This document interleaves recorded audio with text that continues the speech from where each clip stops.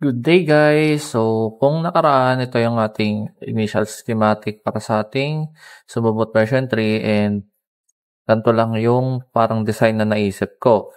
Pero since nagkameron kami ng review pagdating sa PCB para dito sa ating Subobot version 3, so napag-decidean namin na pwede nating i-pull future-proof ang ating board. So, naglagay na ako ng iba pang components at ibang pins na available para magamit sa iba pang upgrade para sa ating Sumobot version 3. So, naglagay na rin ako dito ng sa OLED display para magkaroon tayo ng display sa ating board.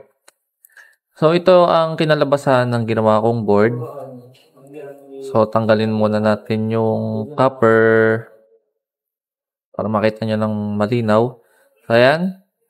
Ganyan yung naging design natin ng ng ating PCB.